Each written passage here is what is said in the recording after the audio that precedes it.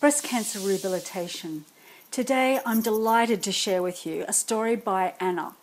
Anna developed lymphedema when she had not even completed her radiotherapy.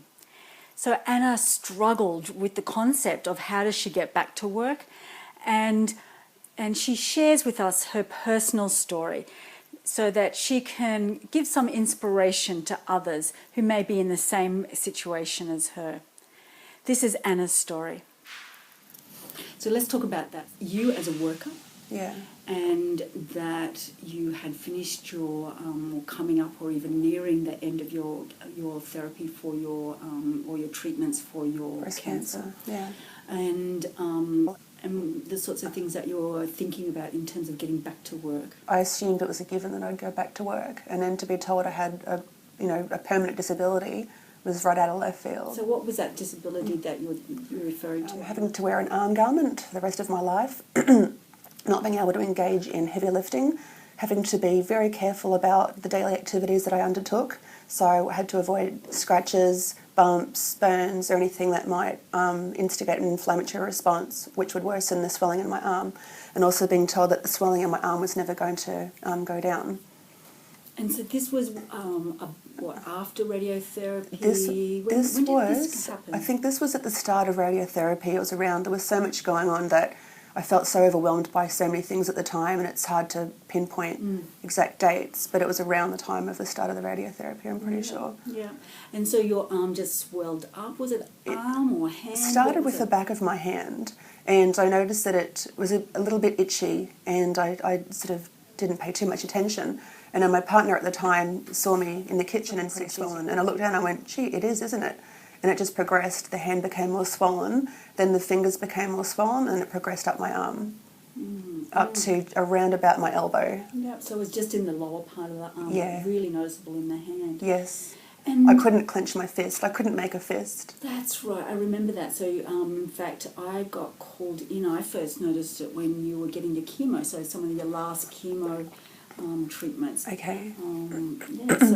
So then you had you were seeing some therapists at the time with the radiotherapy. So they gave you some advice about how they thought you would return to work. Yeah, they thought that I wouldn't return to work, and if I did, it would be in a reduced capacity. That it would have to be something that didn't involve manual labour, because people with my condition, they called it just lymphedema, cannot engage in heavy lifting because it will exacerbate it. So they actually had their hand on the phone, about to pick up the handpiece and ask for my work phone number so they could call my work at that point in time and organise light duties instead, permanent light duties or office work or something else. And at that point I excused myself and walked out of the appointment because I didn't want to know about it. Didn't want to know about that, no. That was... Because you're young enough to think that work is your entire life. It was, and I didn't expect to not go back to work. I thought it was bad enough being diagnosed with breast cancer and having to negotiate all the hurdles inherent in that.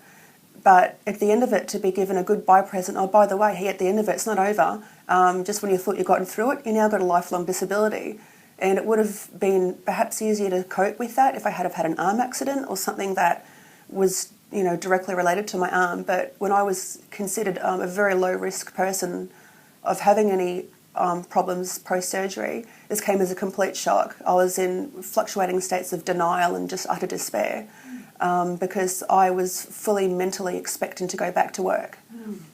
And this was just out of nowhere. And it was very hard to wrap my mind around because I just couldn't understand why it was there. And apparently it was permanent. And it was the most shocking, disabling experience I've ever encountered. The despair was a massive part for me because that was why it was so monumentous when I got through it all, because I really was at my lowest ebb, and to have no hope and then to come back and see you and Marie, and I remember Marie on the phone saying, no, we're your team, come back, we're your team, we know your history, they don't know your history.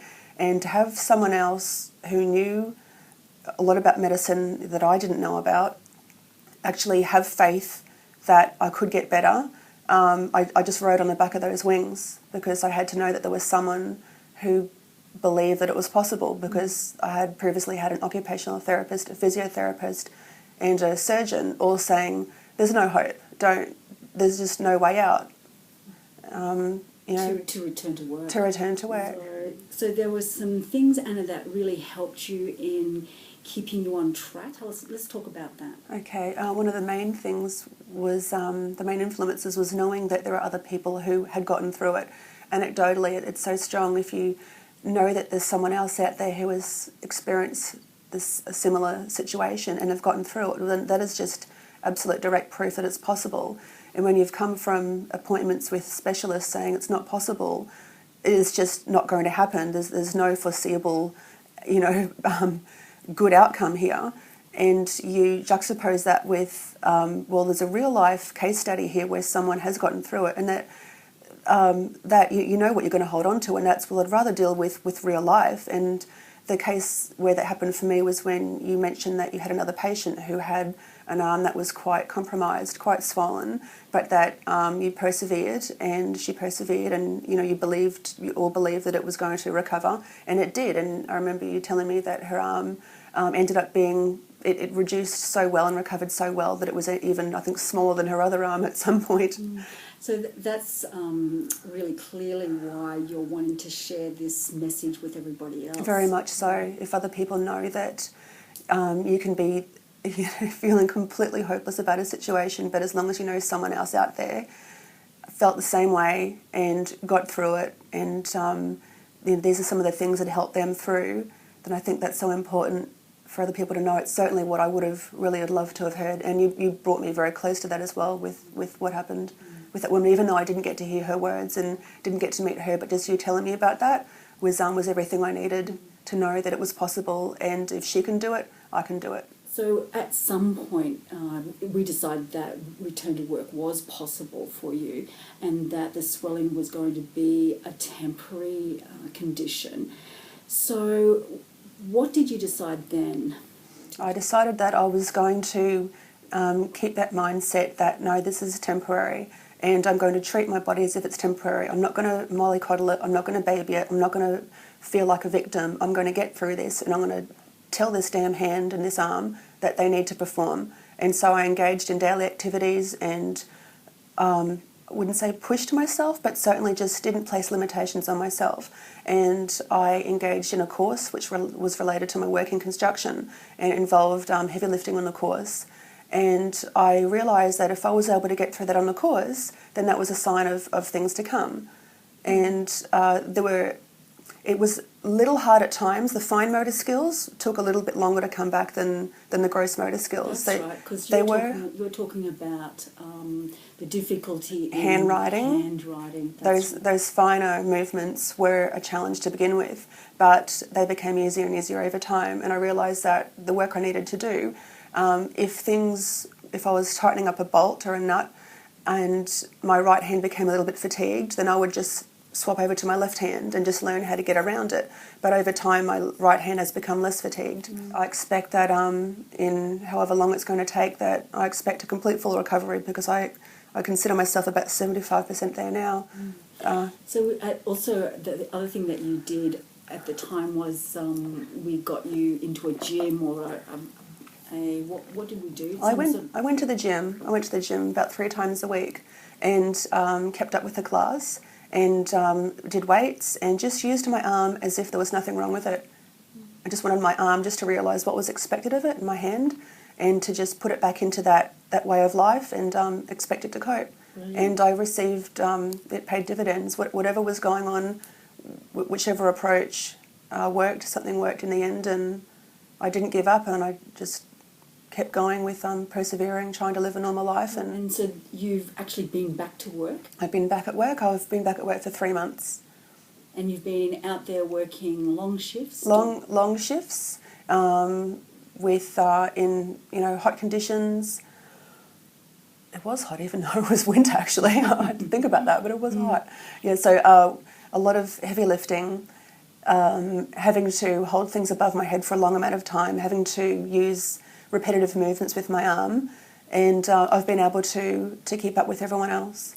Excellent. Keep up with the blokes. There's lots of warnings when you've had lymphedema about it being very important not to cause any injury and damage to your skin. How have you dealt with that, Anna?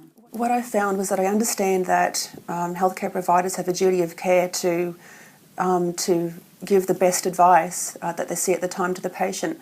But what people need to understand is that sometimes it can have an unexpected adverse effect, and sometimes it leads the patient to actually have no hope.